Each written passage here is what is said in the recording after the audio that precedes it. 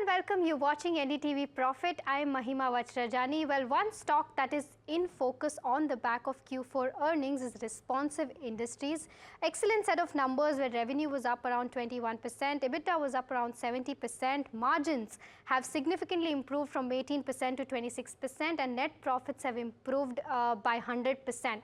But to break down these numbers, how the quarter has gone by, how FY24 has shaped up for the company, we are joined by Mr. Rishabh Agarwal, Chairman and CEO of Responsive Industries, who joins us now. Welcome to the show, sir. And my first question to you is that, excellent set of numbers.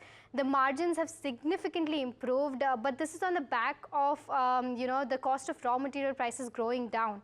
So can you tell us as to whether this kind of margins are sustainable going forward in FY25? Thank you, Mahima, for having me. Appreciate it. In terms of the margin question, we've worked very hard to actually get the right kind of customer mix and product mix through our system.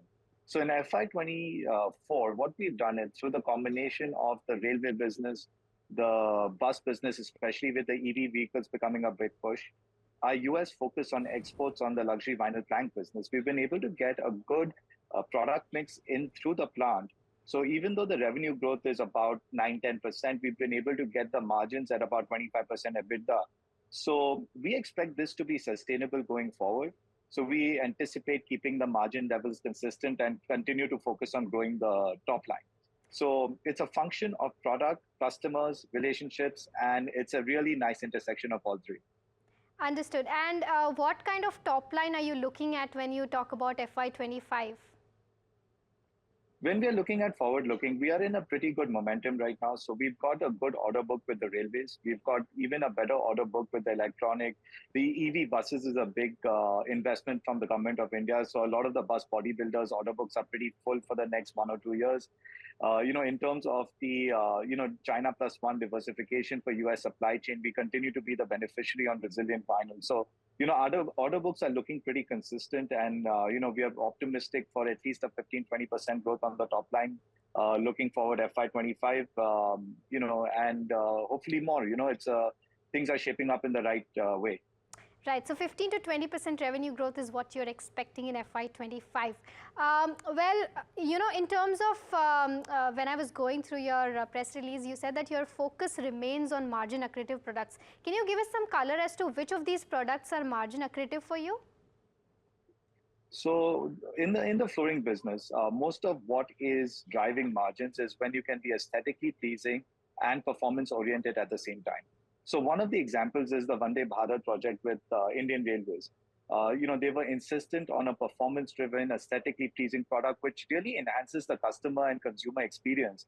And, this kind of approach has allowed us to, sort of value engineer products in an upward way. So, you're trying to get better performance from the fire and safety standards, but more performance from the cleanliness, hygiene standards, and aesthetically beautiful, right? Now, another example is on the luxury vinyl plank side for the US market. So we do a lot of residential business where the consumer, the end consumer is buying a product and interacting with the brand.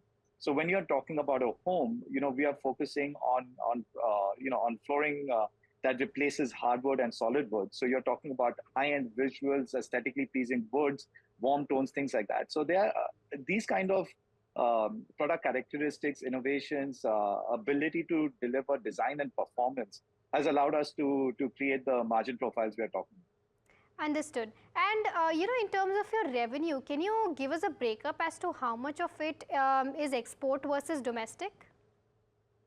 So the domestic revenue is about 40%, 60% is export. In the 40%, we've got a healthy mix of institutional businesses like railways, buses, and things like that, and some distribution. In terms of the export business, a lot of it is US focused. And, that whole business is distribution driven, even though we go downstream on the retail presence and have the Responsive brand on display in, numerous stores over 30 states in the US. Understood. And, in terms of your, you've said that you plan to remain zero debt-free company going forward. But any plans of fundraising or anything in focus in terms of raising capacity or anything? So right now we are pretty well capitalized. We are in a good position as far as the working capital and other funding needs are required. We can go as high as 2 to 2,500 crores on our top line without a need for additional capex in the current moment. So we are in a good place in terms of available capacity, the products coming through the plant, and in terms of the customer relationships we already have. So we need to continue to focus on what we've been doing in FY24, continue to grow those relationships, those products, those order flow through the plant. And I think FY25 should continue to be a positive momentum for us. Understood. Well, Mr. Agarwal, thank you so much for taking out time and speaking with us at NDTV Profit. It was a pleasure talking to you. Mahima, likewise. Thank you so much.